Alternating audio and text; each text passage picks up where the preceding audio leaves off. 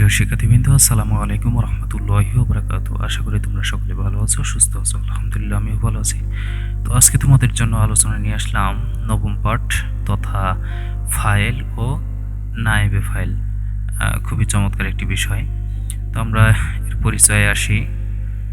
ফাইলের পরিচয় হলো, ফাইল এমন একটি এসএমকে বলা হয় যা দ্বারা ফেল তথা কাজ সম্পাদন হয়। অর্থাৎ তোমরা এখানে বলতে পারো যে হচ্ছে বাক্যে কাজ যিনি সম্পাদন করেন সেই হচ্ছে ফাইল। যেমন এখানে বলছে যে করা মাসুদ তথা মাসুদ পড়লো, এখন এই পড়া কাজটা সম্পন্ন করছে কে? মাসুদ। তো এটাই হচ্ছে ফাইল। এখন আসি যে ফাইলের প্রকার। ফাইলটা হচ্ছে দুই প্রকার। একটা হচ্ছে ইসমে মাজহার তথা প্রকাশ্য, অর্থাৎ যে বাক্যে কর্তা প্রকাশ্যে থাকে অর্থাৎ কর্তার নাম সরাসরি উল্লেখ থাকে সেটাই হচ্ছে ইসমে মাজহার। যেমন জাহাবা জায়েদুন তথা জায়েদ গেল, এখন এখানে গিয়েছে কে? জায়েদটা এখানে প্রকাশ্য উপস্থিত আছে, তার নামটা বাক্যের ভিতরে স্পষ্ট আছে, তাই এটাকে ইসমে মাজহার বলা হয়।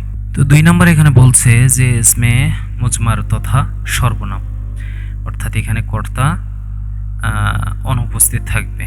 ঠিক আছে, এটা যেমন এখানে বলছে যে জাহাবা, সে গেল। এখন গিয়েছে কিন্তু একজন, কর্তা কিন্তু এখানে কর্তাকে কিন্তু একটু উদ্দেশ্য করা হচ্ছে, কেউ একজন গিয়েছে বোঝানো হচ্ছে, কিন্তু সেই কর্তাকে এখানে উল্লেখ নেই তথা প্রকাশ্যে নেই, তাই এটাকে হচ্ছে ইসমে মুজমার বলা হয়।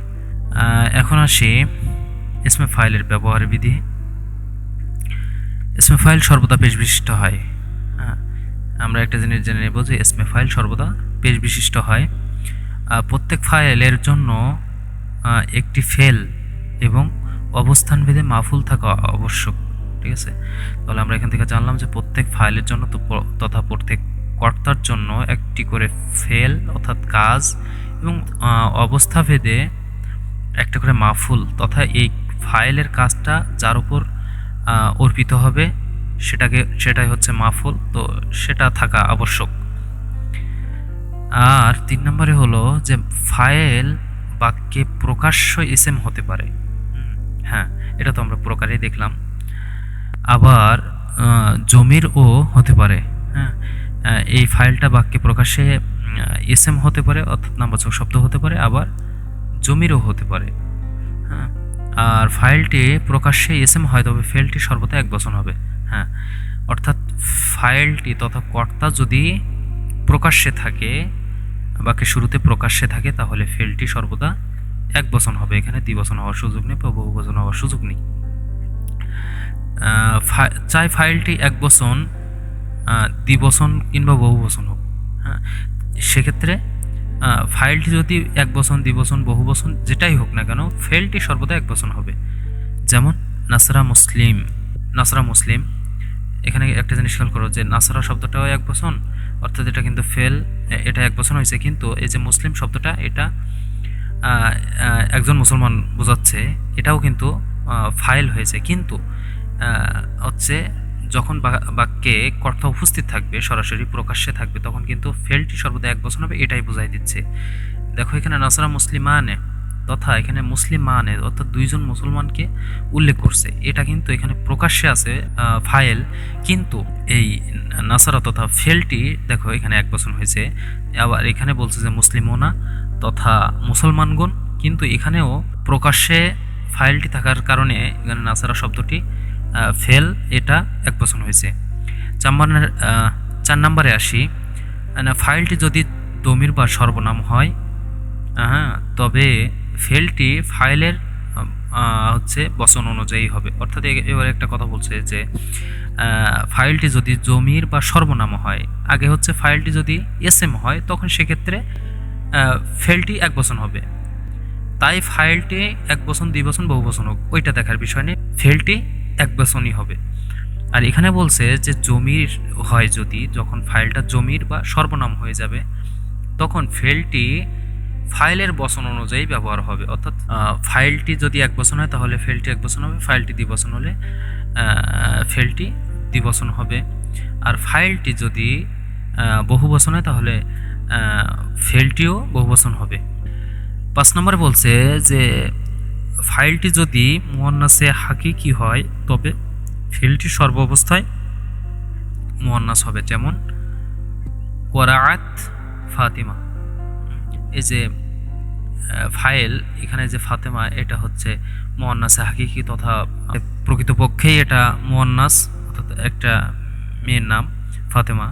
তো এটা মুয়ান্নাস হওয়ার কারণে অর্থাৎ এটা জাতে মুয়ান্নাস হওয়ার কারণে এখানে এই ফেলটিও মুয়ান্নাস হয়েছে। এটাই হচ্ছে এই 5 নম্বরে বলতে চাচ্ছে। অর্থাৎ যখন ফাইলটি জাতে মুয়ান্নাস হবে তখন ফেলটিও মুয়ান্নাস হিসেবে সর্বাবস্থায় ব্যবহার হবে, এটাই আর কি।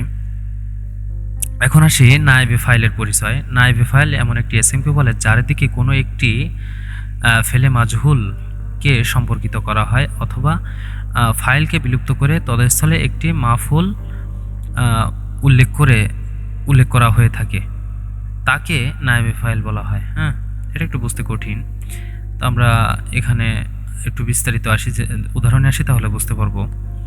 দুরিবা জায়েদ তথা জায়েদ প্রহত হলো।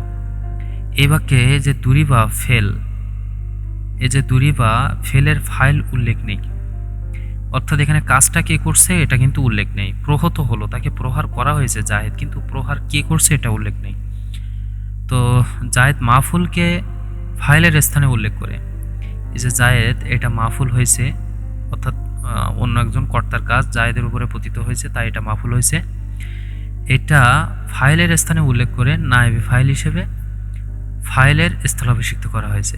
তাহলে আমরা বুঝলাম যে কর্তার কাজ যখন ফাইল তথা কর্তা যখন সরাসরি উপস্থিত না থেকে তার কাজটা আরেকজনের উপর পতিত হবে, তখন সেটা নায়েবে ফাইল হিসেবে ফাইলের স্থলাভিষিক্ত করা হয়।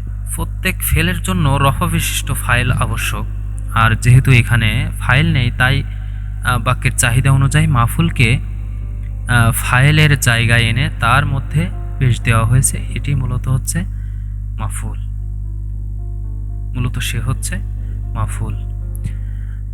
তো আশা করি তোমরা বুঝতে পেরেছো। আজকের ক্লাসটি এ পর্যন্তই। গতকালকের ক্লাসটি যারা দেখতে পারেন তারা ডিসক্রিপশন বক্সে লিঙ্ক থেকে দেখে নেবে। আর আগামী ক্লাসের জন্য সকলে প্রস্তুত থাকবে। আল্লাহ হাফিজ।